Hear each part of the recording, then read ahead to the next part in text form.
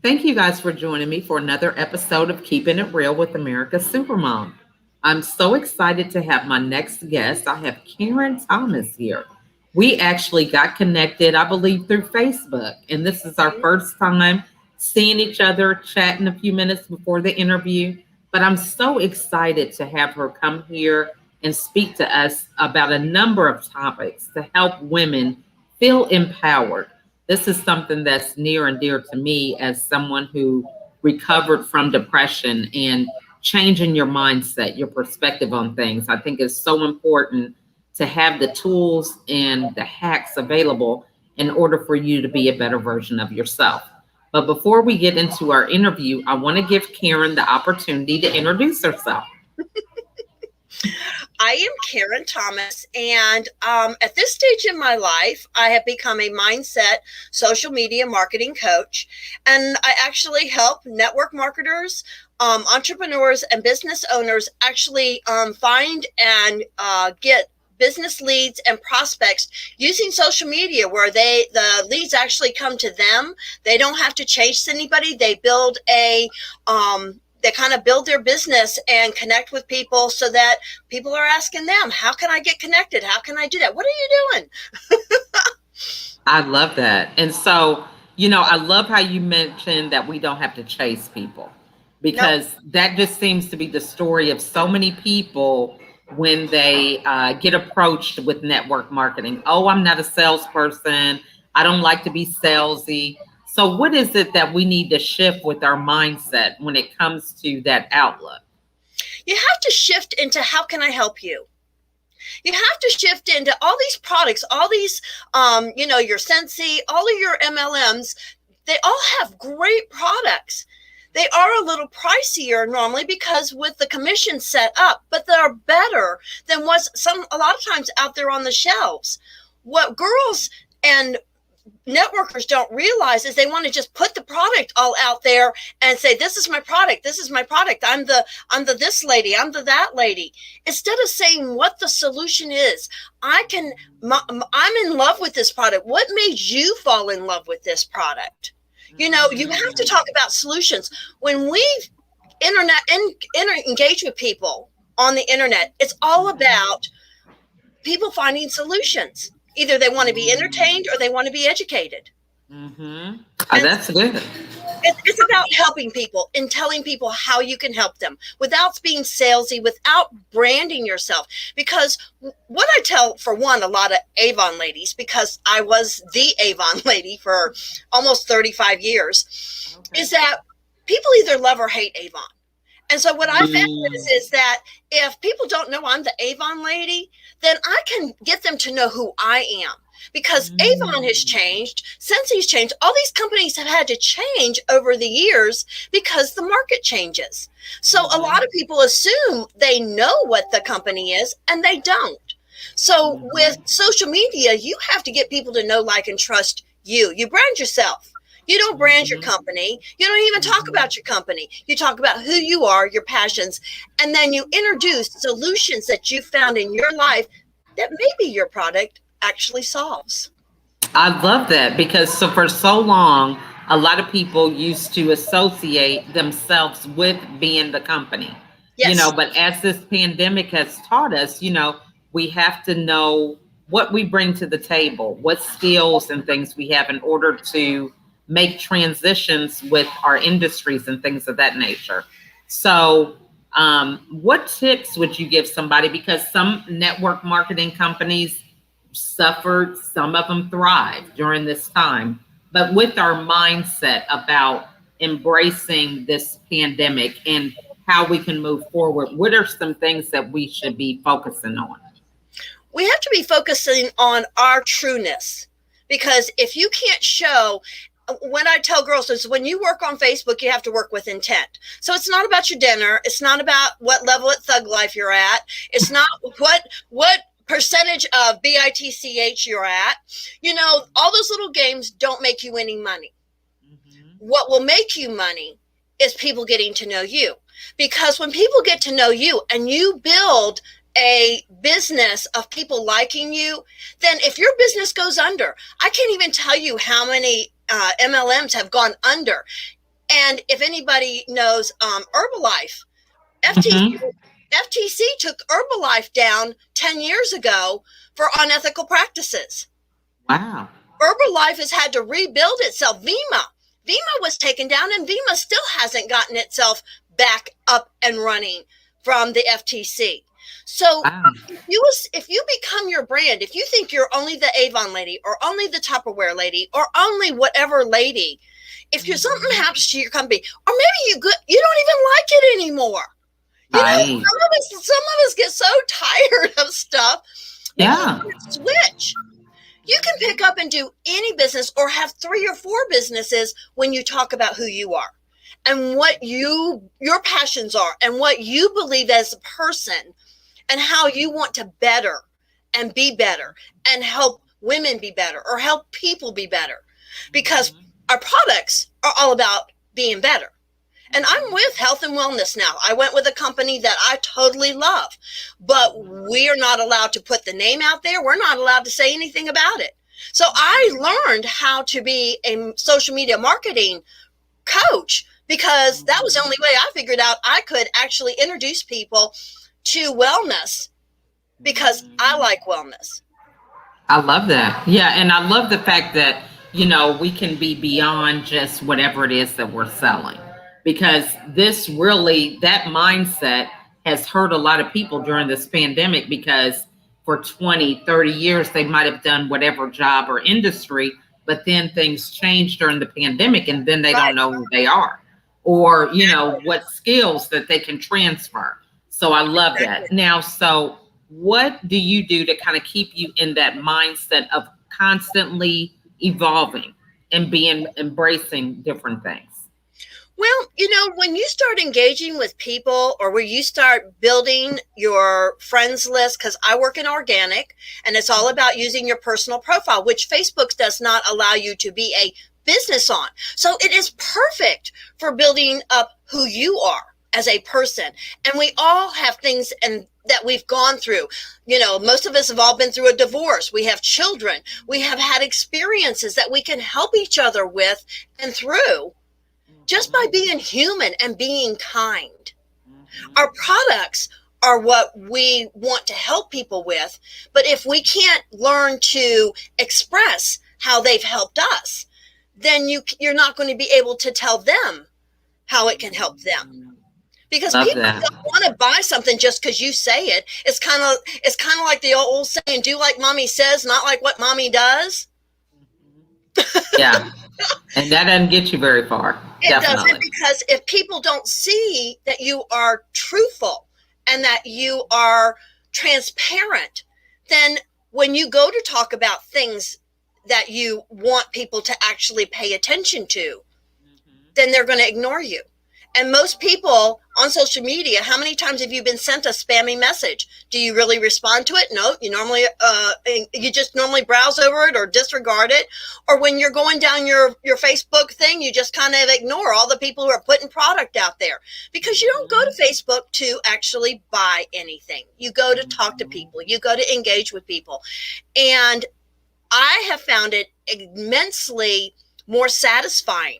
I might still get as many no's when I do talk to people about my company, but I am friends with them beyond the no, because a no is a no, not right now.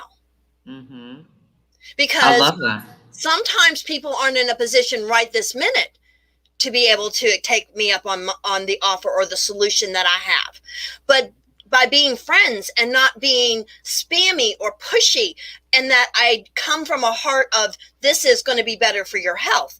But people are very funny about their health. They want to be healthy, but they don't want to do what they need to do to Right. be healthy. But having conversations, being able to know that I can reach out and talk to more people and not have people hang up the phone on me, not have people block me, ghost me. Mhm. I have conversations with people on Facebook, and it is so, I want to say it's been the best times of my life here in the last year, because I'm actually talking to people. I can put a quote up, and it's wonderful to see people engage with that. I put a post up about this daylight savings time. And it's been Mm-hmm. great because I asked people how long it took them to adjust. And the whole realm of never to 1 week to, Right. it's Mm-hmm. just been fun engaging with people over how do you adjust to, or do you adjust to daylight savings time? I It's, love that. it's just more fun. Yeah, so I love that you bring up that post because a lot of times that's something that we miss out on the engagement. So, what are some tips for us to be more engaging on social media? So, that's one where we're asking a question. We ask a question, you give a quote to empower people. But the thing is Facebook wants you to engage. It's there to be engaging. You can't put a post out unless you are engaging. And the whole trick to it is to engage for an hour to an hour and a half before you ever put your post out, and only put out one a day, because it has to build momentum. Did you know that Facebook deals with, in 60 seconds, 1 minute on Facebook, there's over 500,000 comments. In 60 Wow. seconds, there's also over 300,000 posts. So what does Facebook do? They send it out to your first couple people. If they don't engage, if your post, when you first send it out, it goes to the first few people that maybe you last engaged in the last 3 or 4 days. Mm-hmm. If people don't engage in it, if they don't like it, if they don't make a comment on it, if they don't say anything with it, then the little bots from Facebook say, oh, this one's not important. Don't need for it to send it any further. Nobody likes it. It's not valid. It's not important material. Have you ever had a post where you said something and all of a sudden it went to like 100 people? Mm-hmm. Because the first few people jumped right on it and said, oh yeah, hey, Michelle, I really Mm-hmm. like that, because all Mm-hmm. of a sudden you said something or you posted, and it normally has nothing to do with product. It has nothing to do Mm-hmm. with work. It has something to do with being funny. It has something to do with kids, dogs, cats, I see. or I something see. stupid that we did. Right. But that's so true. Now, so what should we do? Let's say we have those posts that we just are sure that it's gonna get some traction and it doesn't. So how do we You repurpose evaluate. that? Well, Hmm? you might go back in another month and try it at a different time of day. You can Mm. try a different pick. If it's a quote, try saying good morning.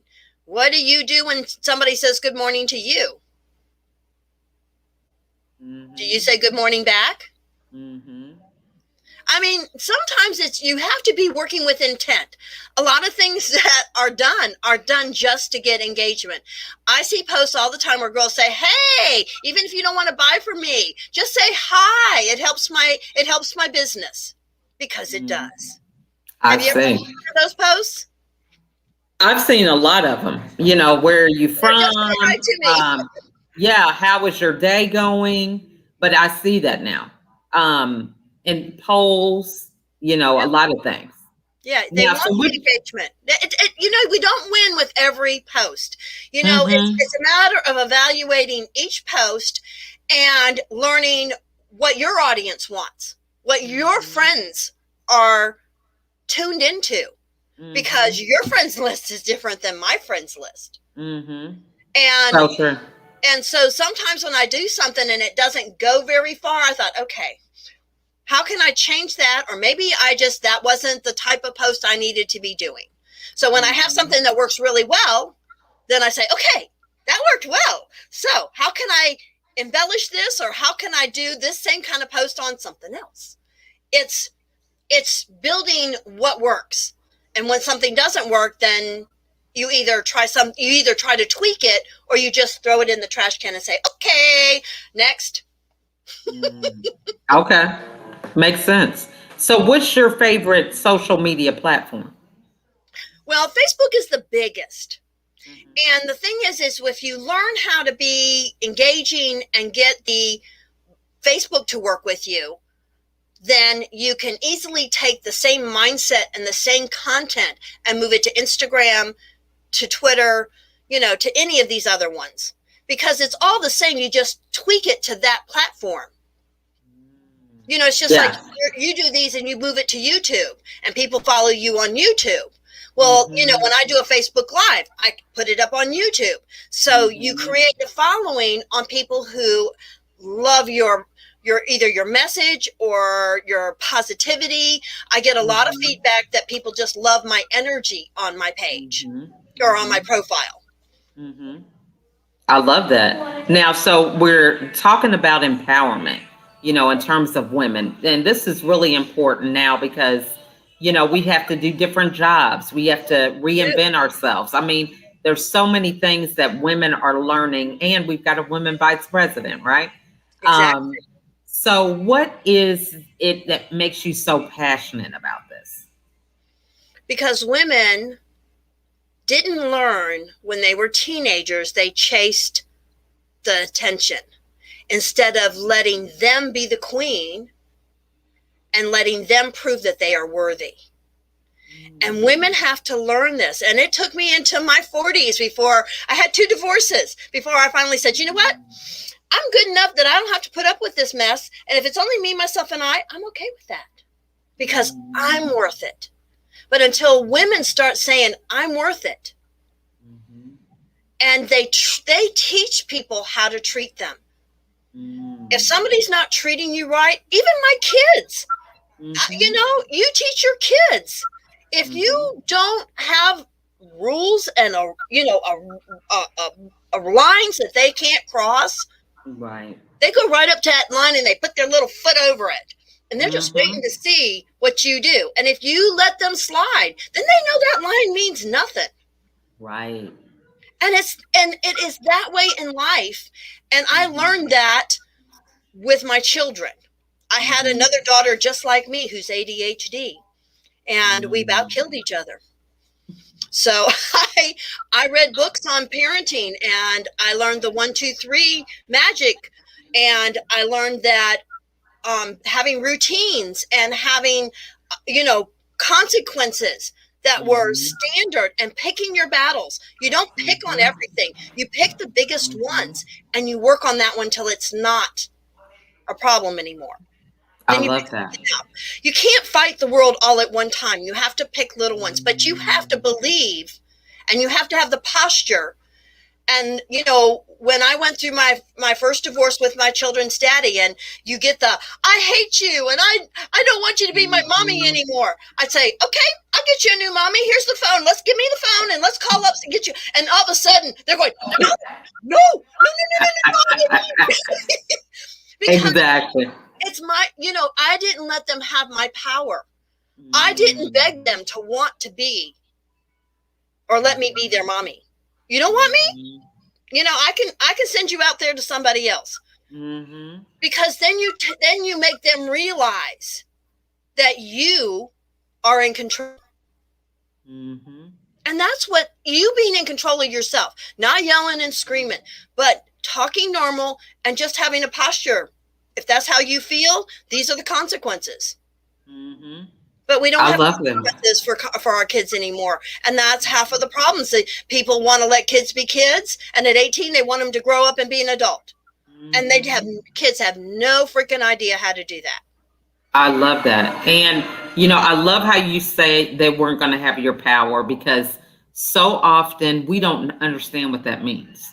We don't Exactly. understand how to keep our power. So, for somebody who's watching, what are some things that we do that's wrong when we actually are giving people our power? We let them determine if we are right or wrong by their belief system. It's kind of like the thing when somebody's pointing a finger at you, there's 3 pointing back at them. Mhm. The most important words I ever learned in an argument is you're absolutely right. Because even no matter when somebody's yelling and screaming at you and they're saying this, and you can say, you know what, you're absolutely right. If I was standing in your shoes, I might think the same way. Mm. Because when you agree with somebody, I didn't agree with everything that was just said. I agreed that Mhm. if I was in their shoes, I might think that way. Mm. I But like that. I didn't say that I agreed with them. I said I may think that way because I switch it around and I'm trying to see it from their perspective. If seeing it from Mm. your perspective, you I can see that point. because then you take the fight out of it. All anybody ever wants is to be validated. Nobody wants to be wrong. If you make somebody wrong just so that you can be right, who's won? Right.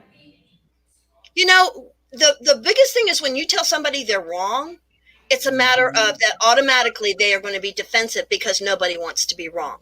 But when you go at it something, how can we solve this? How can we both work this out so that we can live with this? It's a matter of trying to find the win-win instead of being right and wrong. I love that. That's the mindset part of me, because I've had to work with mindset with my daughter who's ADHD. And I want you to know that when she was 11 years old, I couldn't say nothing nice about my daughter. And I hated it as a mother that I couldn't say anything nice about her. It was really, really hard. Now, I have to tell you, my daughter's grown up. She's in cybersecurity these days. And awesome. The battles were worth it all. Being consistent and making sure that she did what she needed to do and that she didn't push me around made all the difference. I love that. I mean, those are some great points because, you know, that's the thing. We disempower ourselves. I know when I went through depression, you know, that victim mindset left me powerless. And it wasn't until I just took ownership, regardless if I thought it was my fault or not. And then I was able to choose something different rather than just being told or dictated what life had for me. So exactly. I love that you bring that up. That is so important. So and you know, I'm thinking also like the element of forgiving yourself. So what are some ways that we can kind of work through forgiveness? Well, forgiving yourself is, there's a saying that when we know better, we do better. You know, you can't beat yourself up for what you didn't know when you first started out as a parent or as in a job. It's kind of like anything else. We go to a job, we get taught how to do it. Well, there's no handbook for being a parent. So you're going to make mistakes. It's okay to make mistakes as long as you don't say, I made a mistake, and you cover it up and you act like you never made it.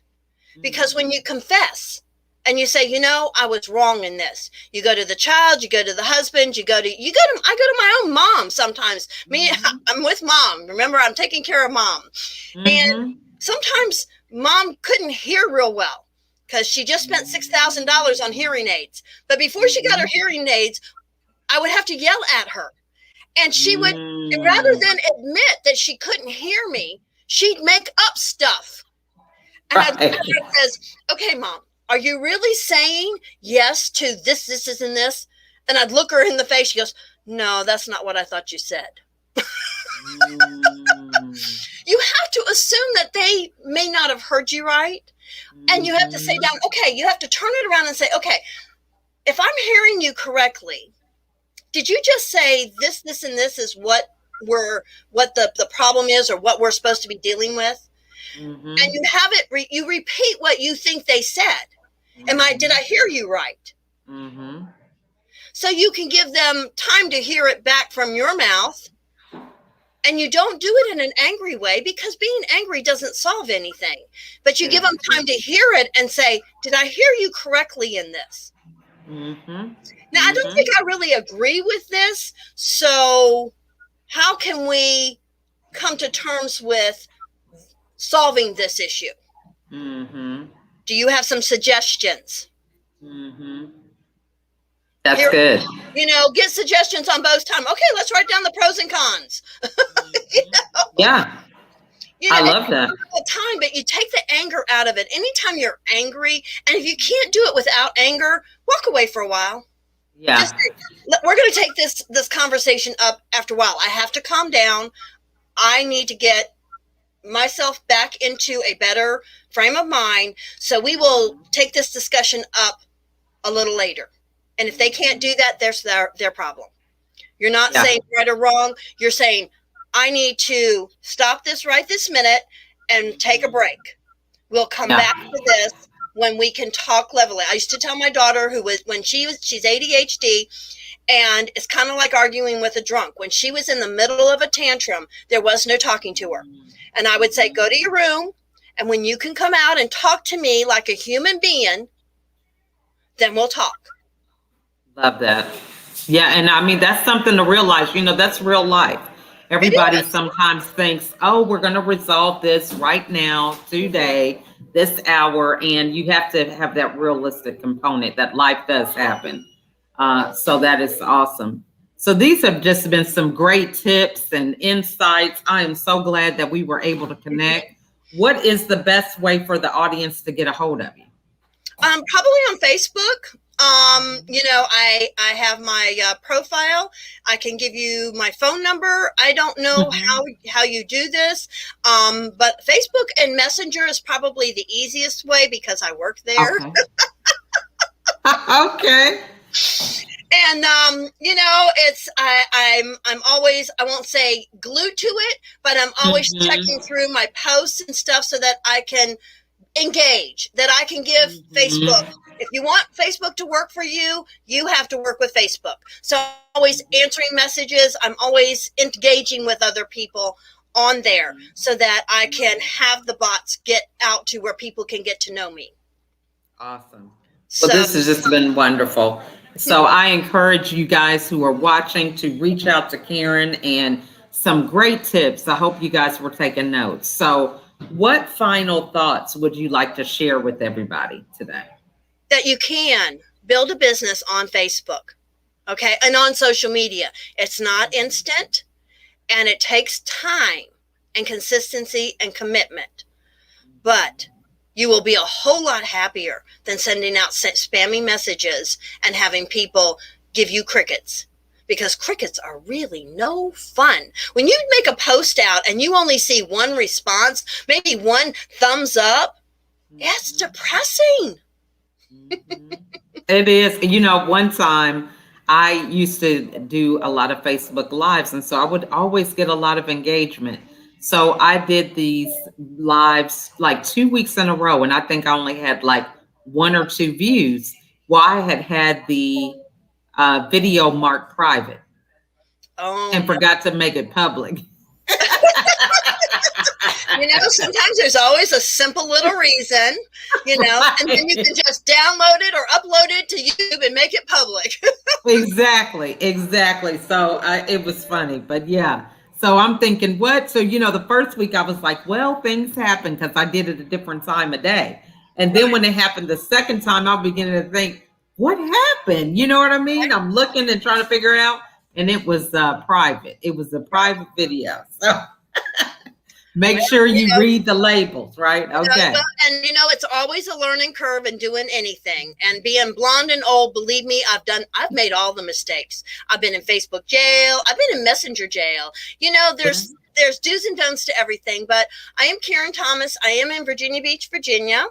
And so if you want to find me, my number is 757-2632. I think you can search Facebook for that too and find me. There's lots of Karen Thomases. There's an actress that's a Karen Thomas, but I am on Facebook in Virginia, and I would love to connect with anybody that wants to use social media to build their business.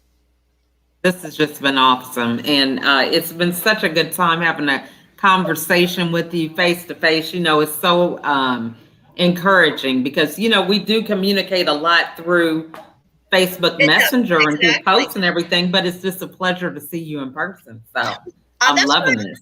I do, and I have Zoom meetings whenever I go to have a coaching options with people. I do it on Zoom because I want to see them. I want them to see me. I don't want it to be just a voice on the other side of a phone or on a message, because there's too many scammers out there. And I'm at the person, if you can't be face to face with me, you're not real. So true. You're absolutely right. Well, we want to thank you guys all for watching, and I encourage you to reach out to Karen. Great insights. And if something resonates with you, follow that feeling, that inkling, and reach out and give her a call and make that connection. If you have any questions, feel free to put them in the comment section, and we'll be sure to make sure we forward those to her so that she can answer them. But in the meantime, we just want to thank you guys so much for watching. Hope you got a lot of value from this interview, and we will see you on the next episode. Bye, everybody.